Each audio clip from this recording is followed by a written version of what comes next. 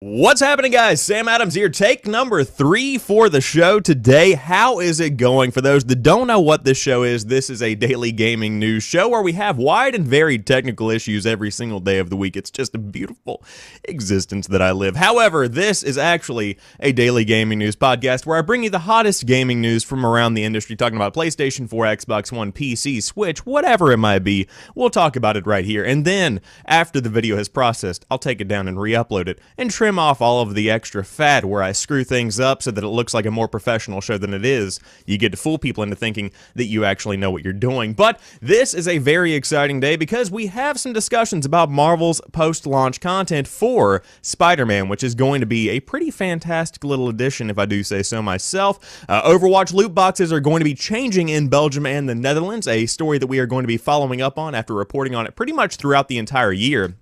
There is a new Destiny 2 roadmap for a year of DLC that is planned after Forsaken. You do have 22 games and release dates announced for the Nintendo Switch that we're going to be doing a quick rundown of because there was a Switch Nindies Summer Showcase that detailed a lot of games that are getting ported over to Nintendo's newest handheld. Halo the Master Chief Collection finally has an update. Shovel Knight's fourth and final DLC is a multiplayer brawler Showdown. Very interesting stuff. Modern Warfare 2 is now backwards compatible, and Xbox has games with gold, as you would expect, because they have games with gold every month. But without further ado, I'm going to switch scenes and then add an audio source, because otherwise you won't be able to hear what I say. So we're going to be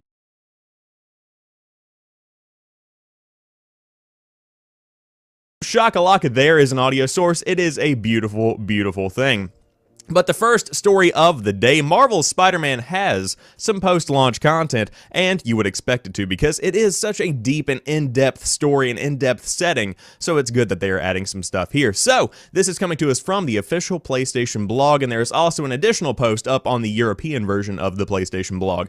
Hey everyone, says James Stevenson, community director at Insomniac Games. After spending over 3 years working on Marvel's Spider-Man, it is a thrill that the game is launching next week. We hope you've got your pre-orders ready and can't wait to explore our original Spider-Man universe next Friday, September the 7th. Marvel's Spider-Man brings many great surprises, story moments, and gameplay that should keep you busy. We know many of you want to know what's next though, and so we are thrilled to announce the release schedule for Marvel's Spider-Man: The City That Never Sleeps DLC. To make no mistake, this is not the actual DLC that's coming out. This is kind of like the name of the season pass, if you will. The first chapter of Marvel's Spider-Man: The City That Never Sleeps is Marvel's Spider-Man: The Heist, and it will be released on October the 23rd. As you play the base game, you will realize that Felicia Hardy, aka Black Cat, is back in town, and she's leaving clues around town to toy with Spider-Man. In Marvel's Spider-Man: The Heist, she finally reveals herself, featuring new missions and challenges, as well as brand new factions of enemies and 3 additional suits to unlock. You won't want to miss it. In addition, we are also excited to share the full release calendar for the second and third installments of Marvel's Spider-Man: The City That Never Sleeps. You have in November of 2018, Turf Wars, and in December you have Silver Lining. Starting today at PlayStation Store, you can buy all 3 installments of Marvel's Spider-Man: The City That Never Sleeps for a bundle price of $24.99 USD MSRP. Each of the 3 installments are available for $10 each upon their respective individual release and features new story missions, challenges, and suits.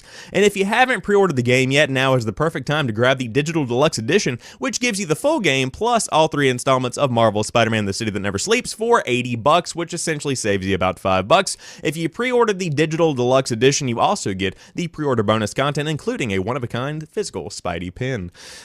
A physical Spidey pin. Additionally, for those of you attending PAX Prime in Seattle this weekend, Marvel's Spider-Man will be playable in the exhibit hall, so you can go hands-on before the game comes out, and this guy will be around if you see him over there. And so there's a lot more content coming to Spider-Man: The City That Never Sleeps. I have mixed feelings about this. So, of course, the price is what I really want to focus on here. $25 gets you essentially 3 rounds of additional content coming to Spider-Man, which are all probably going to be about 3 hours of content, maybe if you stretch it out.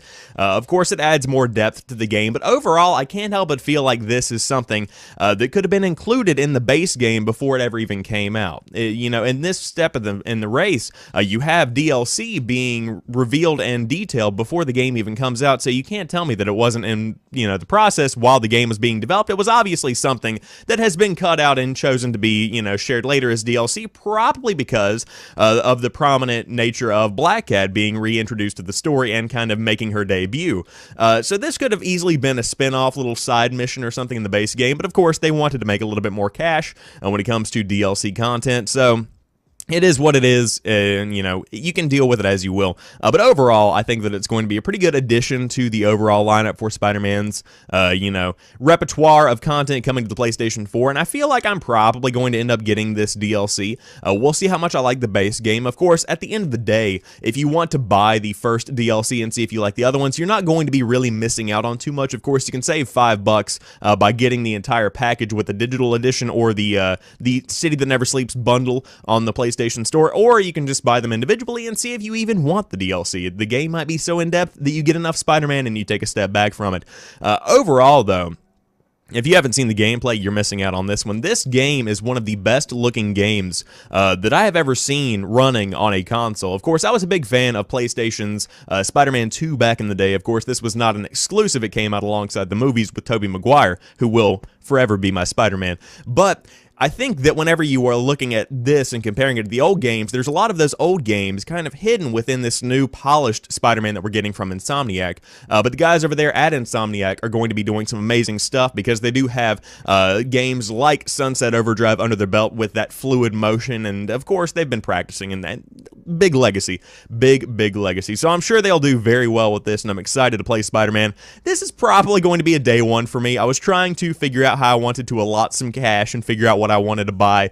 I'm kind of fighting the urge to buy some DLC for games that I'm playing right now, just because there are so many games coming out over the course of the next couple of months, but this is going to be one that I end up getting because the gameplay just looks absolutely stunning, and considering that I have a PlayStation 4, I might as well go ahead and dive into it.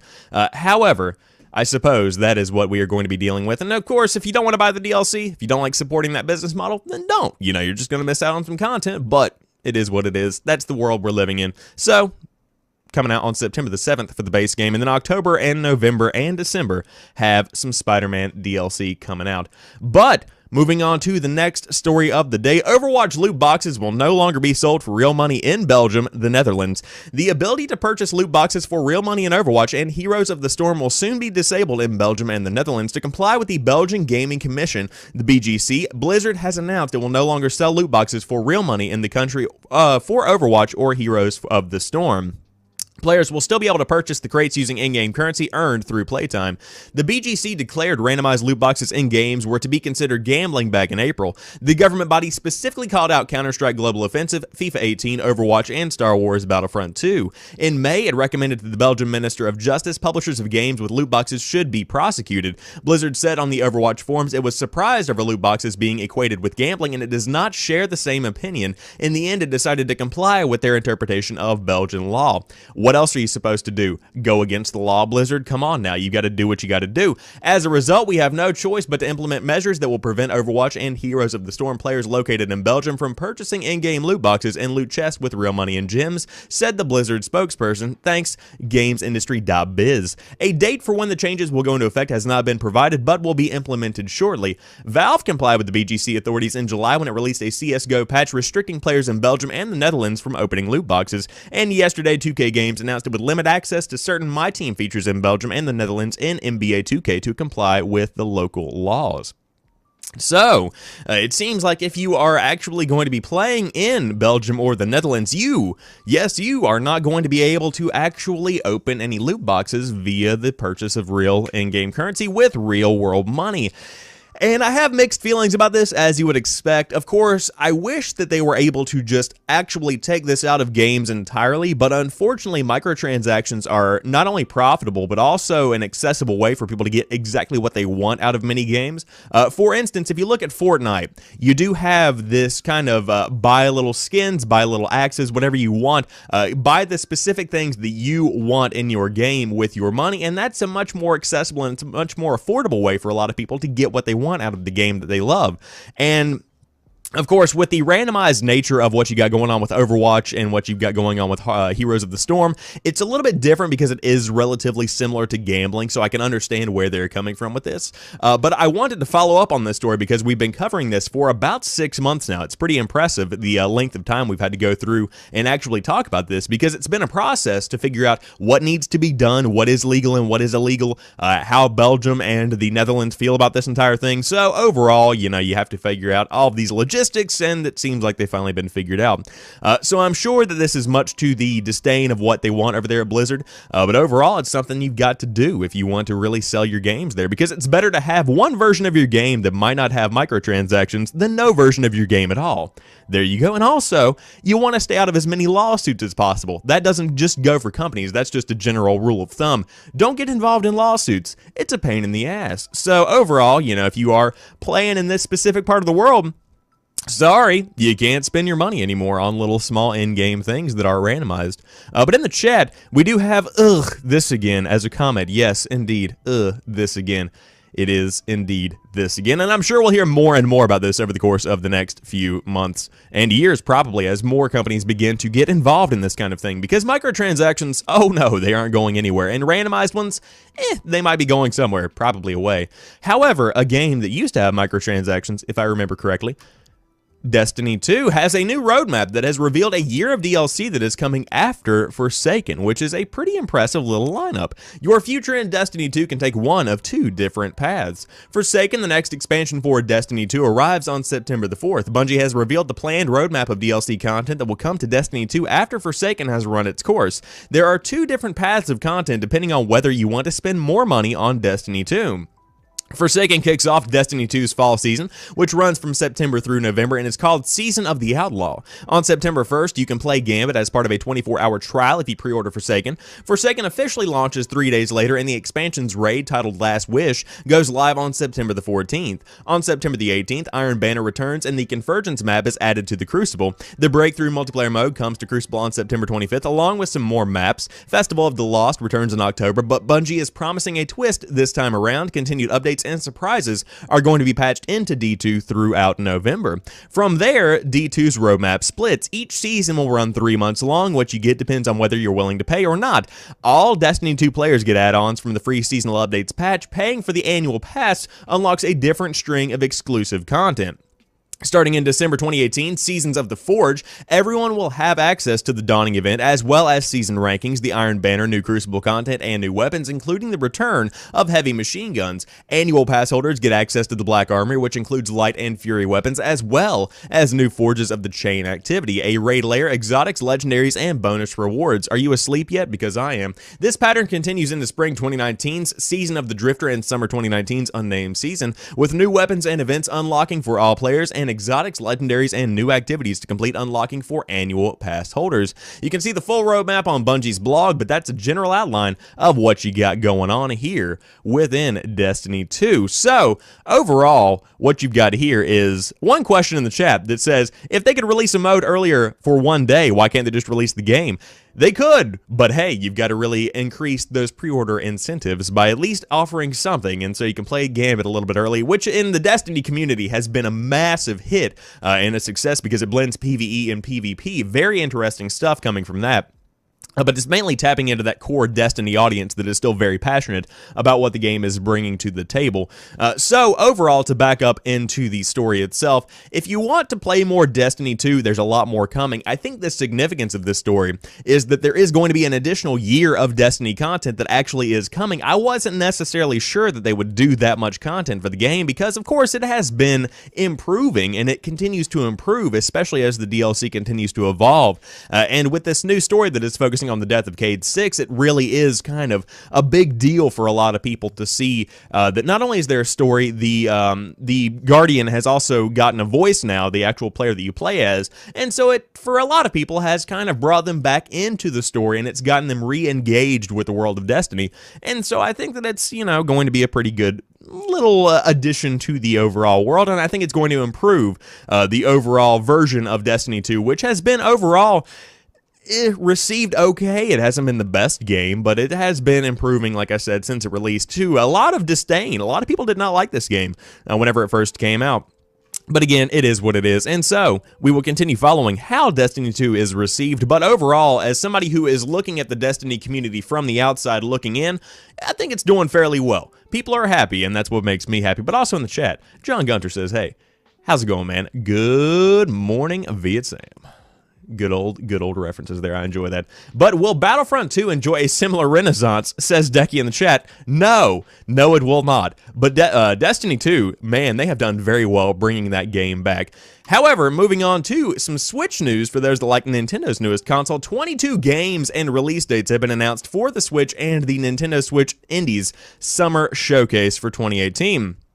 Nintendo streamed its Nintendo Switch Nindies Summer Showcase Summer 2018, what a flowing title, and announced and discussed 22 games that will be released on the Switch this year and throughout early 2019, and we have made a rundown of each one. I'm not going to be giving you a summary of each one or even a rundown of all of the games, but what you've got here is Hyper Light Drifter Special Edition, Towerfall, Treasure Stack, Zarvat, Miniko's Night Market, Samurai Gun 2, Bullet Age, The World Next Door, Levelhead, King of the Hat? What? King of the Hat, okay. Untitled Goose Game. Really? Are we really doing this? Into the Breach, which is a fantastic game. The Messenger, another really good one. Bastion, fantastic game. Wasteland 2 Director's Cut. Undertale, somebody's going to be very happy about that. Light Fingers, Super Brothers Sword and Sorcery EP. Jackbox Party Pack 5.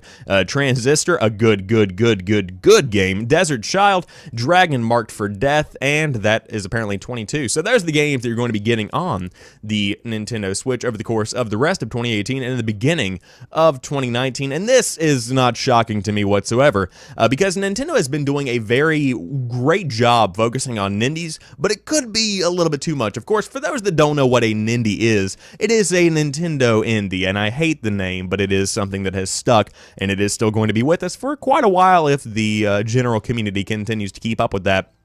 But of course, essentially, the Nintendo Switch kind of slid into the spot of the PlayStation Vita, where the Vita was very much so a JRPG and an indie machine, excuse me. And the Nintendo Switch, considering its increased popularity, blowing the Vita out of the water, it's just kind of become the go-to for that kind of game. And so you do have games like Towerfall, you do have Hyper Light Drifter, you do have these big games. I'm trying to go through and get a couple of other ones that I saw. I know that I saw Transistor, Bastion is a fantastic one. A lot of good little games here. Into the Breach is going to be right at home on that.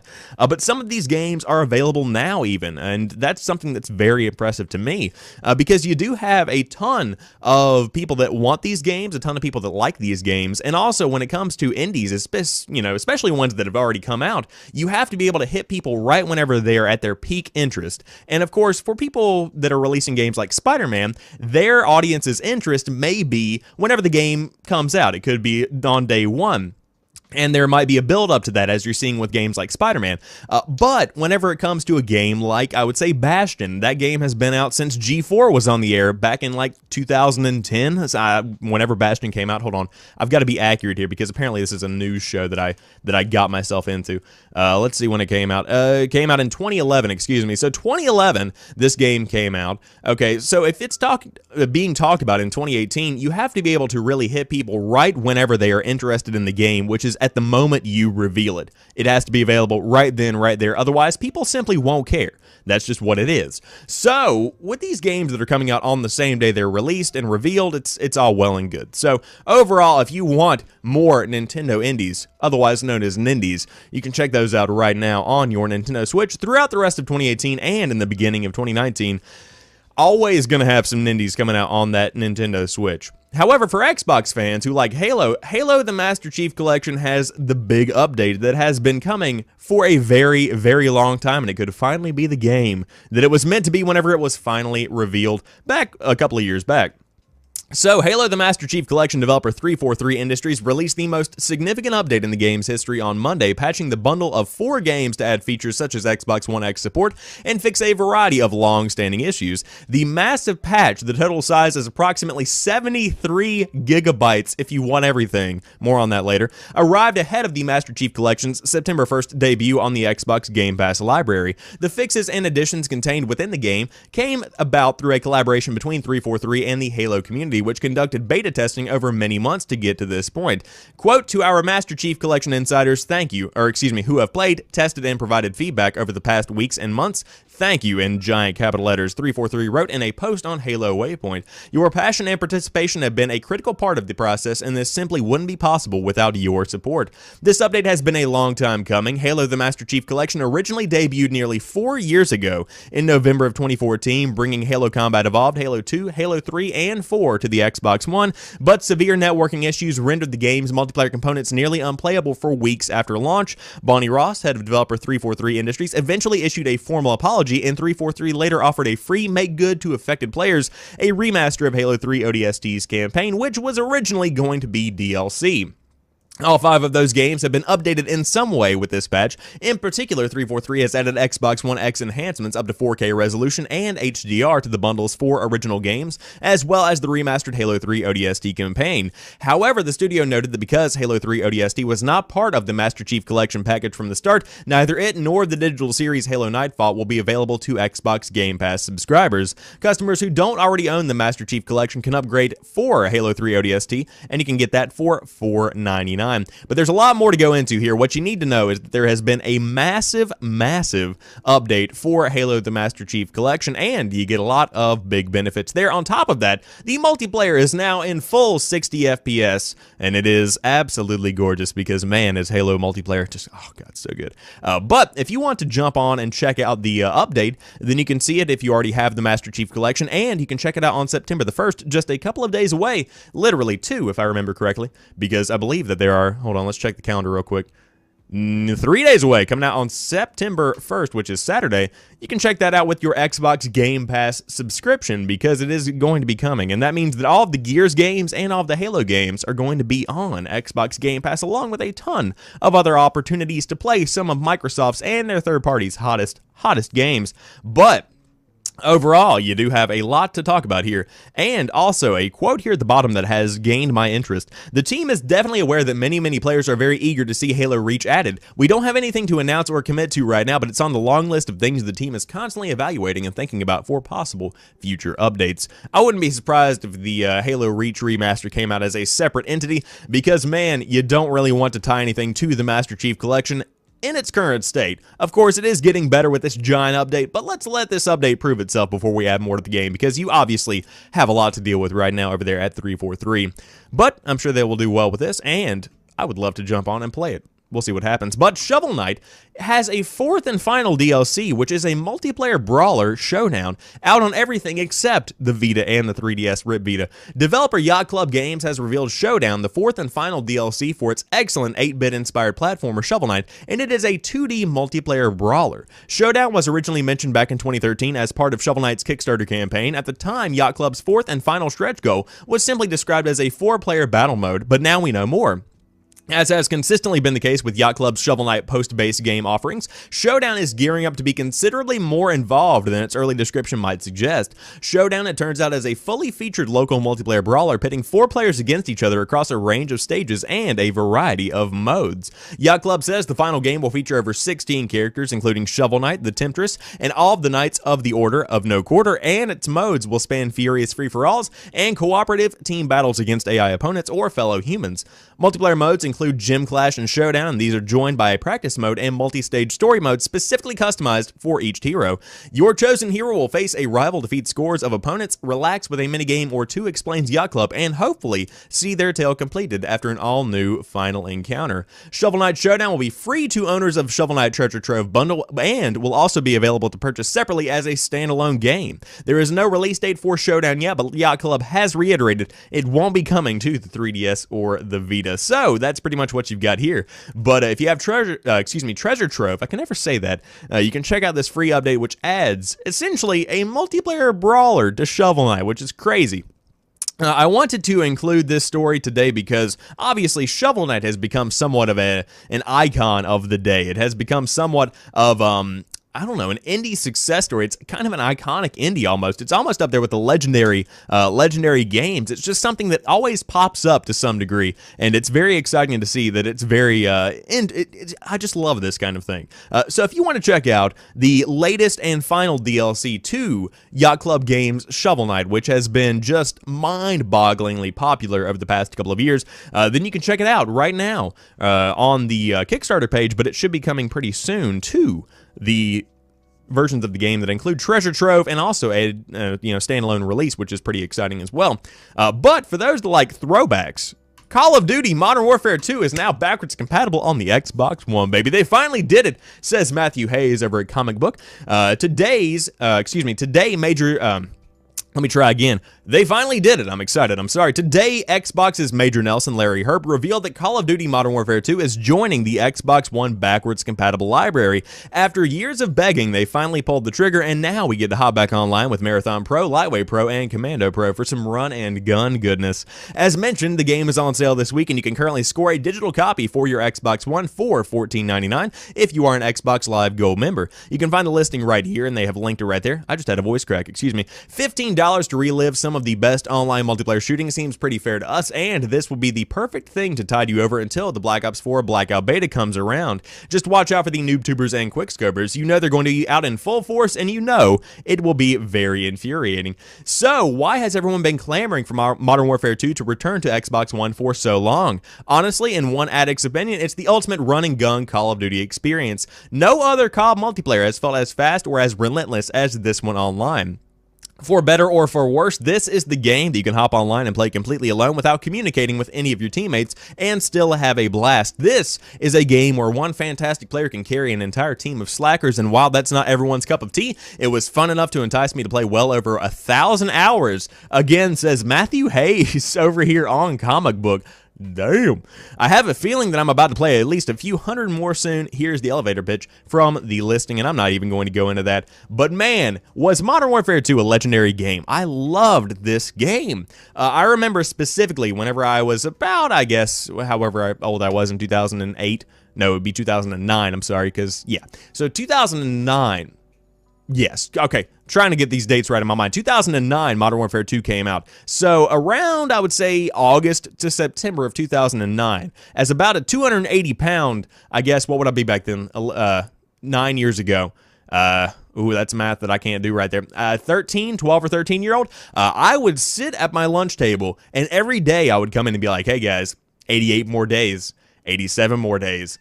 I counted down until the release of Modern Warfare 2. I bought this shitty controller that had like a faceplate on it. I bought the special edition of the game.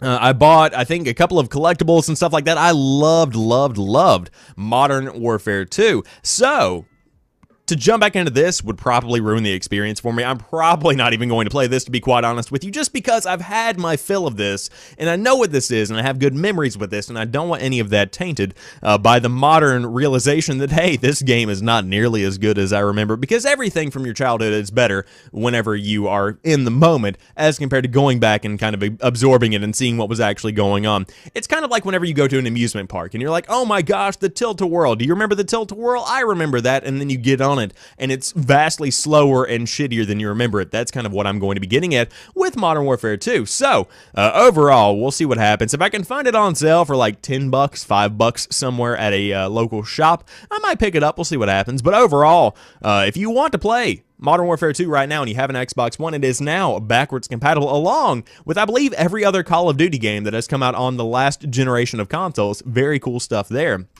Of course, the games aren't nearly as populated as they were back in the day, but still, it is what it is. However, if you don't want to play Modern Warfare 2, you've got some other stuff coming in September for your Xbox Live games with Gold, which includes Prison Architect and LEGO Star Wars 3.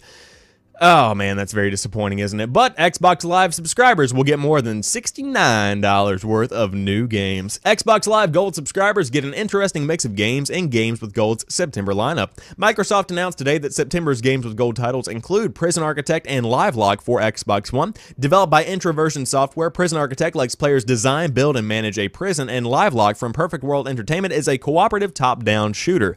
Xbox 360 owners get access to LEGO Star Wars 3: The Clone Wars and Sega Vintage Collection Monster World for free as part of Games with Gold in September. Both games will also be available to Xbox One owners through backwards compatibility, and here is when each game will be available with Games with Gold.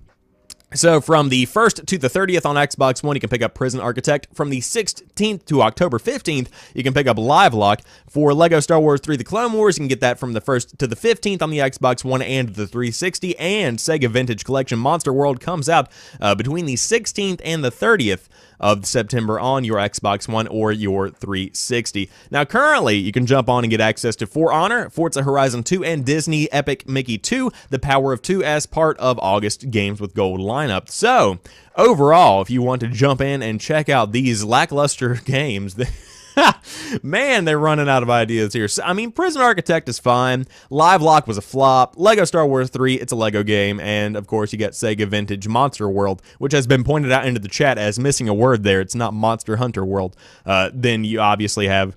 It's bad. It's a bad lineup. I always like comparing PlayStation Plus to what Xbox Live offers, so we'll see how all of that goes. But overall, this is just bad. This is a really shitty lineup for September. But, of course, you know, it is what it is. Sometimes you win, sometimes you lose. And I'll probably never play any of these games. Again, as described by another outlet, I think these are games that would 9 times out of 10 already be in your backlog anyway. So it is what it is. But you can earn up to 3,200 in gamer score if you did want to grind out all of those achievements. I know that I don't. But that wraps it up for today's episode. Caffeinate, I hope you guys have enjoyed today's show, and I'm going to be fixing the audio over the course of the next couple of minutes so that tomorrow's episode is going to be silky smooth. It's going to be beautiful. It's going to be amazing. Just like this episode today. But I appreciate you guys being here. Those that have been hanging out in the chat, I appreciate you guys. I hope you have a fantastic rest of your day. It's going to be absolutely fantastic, beautiful out there. Enjoy what you got. But overall, if you want to follow me over on Twitter, the link will be right here, or the overall tag, there we go, at Pretty Chill Guy, if you want to keep up to date with the videos that I release, the streams that I do, all of the news and all of that good stuff. Also, my personal life, what I'm having for lunch, opinions on different things. You can always follow me over there. But as for right now, I appreciate you guys taking the time to check out this video. I will talk to you soon, and peace.